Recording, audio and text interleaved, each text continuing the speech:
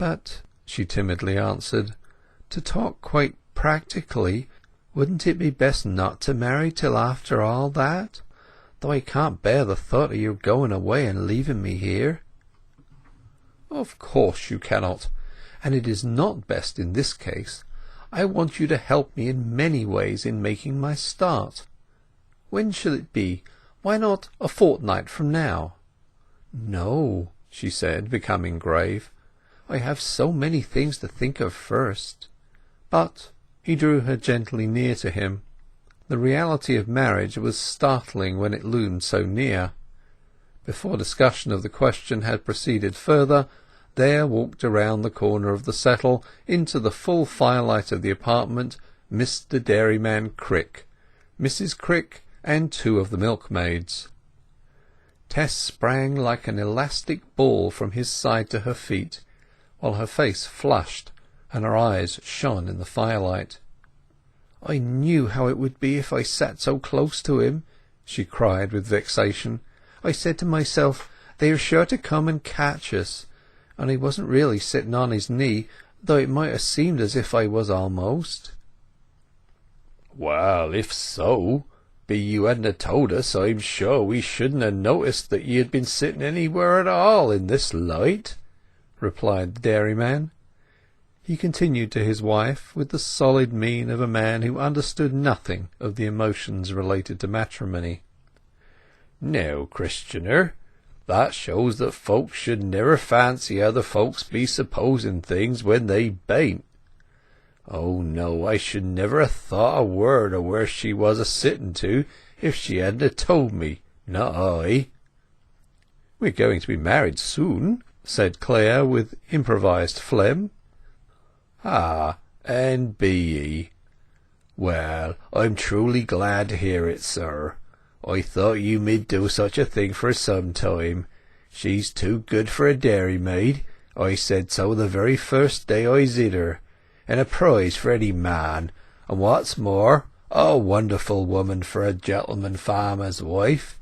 He won't be at the mercy of his baily with her at his side." Somehow Tess disappeared. She had been even more struck with the look of the girls who followed Crick than abashed by Crick's blunt praise. After supper, when she reached her bedroom, they were all present. A light was burning, and each damsel was sitting up whitely in her bed, awaiting Tess, the whole like a row of avenging ghosts. But she saw in a few moments that there was no malice in their mood. They could scarcely feel as a loss what they had never expected to have. Their condition was objective, contemplative. "He's going to marry her," murmured Retty, never taking her eyes off Tess. "How her face do show it!" "You be going to marry him?" asked Marian. "Yes," said Tess. "When?" "Some day." They thought this was evasiveness only. "Yes, going to marry him, a gentleman," repeated Izz Huett, and by a sort of fascination the 3 girls, one after another, crept out of their beds and came and stood barefooted around Tess. Retty put her hands upon Tess's shoulders, as if to realize her friend's corporality after such a miracle, and the other 2 laid their arms around her waist, all looking into her face. "How it do seem, almost more than I can think of," said Izz Huett. Marian kissed Tess. "Yes," she murmured as she withdrew her lips. "Was that because of love of her, or because all the lips have touched thereby now?" continued Izz dryly to Marian. "I wasn't thinking of that," said Marian simply. "I was only feeling all the strangeness on't, that she is to be his wife, and nobody else. I don't say nay to it, nor either of us, because we did not think of it, only loved him.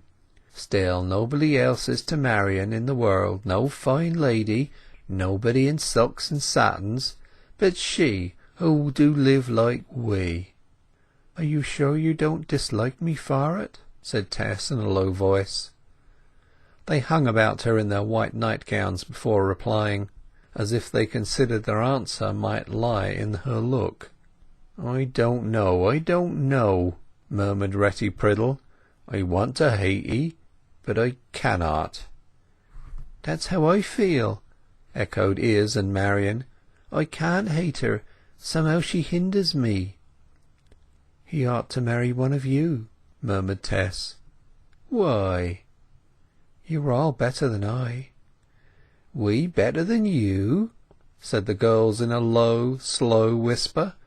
"No, no, dear Tess."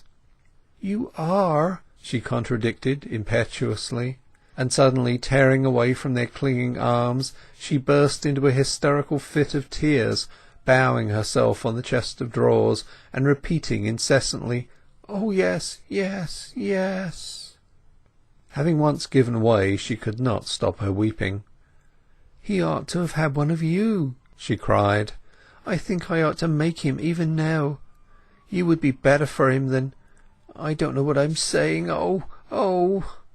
They went up to her and clasped her round, but still her sobs tore her. "Get some water," said Marian. "She's upset by us, poor thing, poor thing." They gently led her back to the side of her bed, where they kissed her warmly. "You are best for'n," said Marian. "More ladylike, and a better scholar than we, especially since he has taught 'ee so much. But even you ought to be proud. You be proud, I'm sure." "Yes, I am," she said, "and I am ashamed at so breaking down."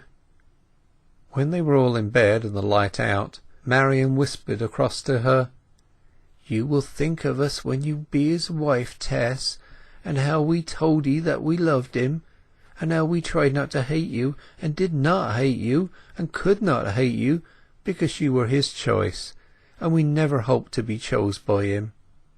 They were not aware that, at these words, salt stinging tears trickled down upon Tess's pillow anew, and how she resolved with a bursting heart to tell all her history to Angel Clare, despite her mother's command, to let him for whom she lived and breathed despise her if he would, and her mother regard her as a fool, rather than preserve a silence which might be deemed a treachery to him, and which somehow seemed a wrong to these.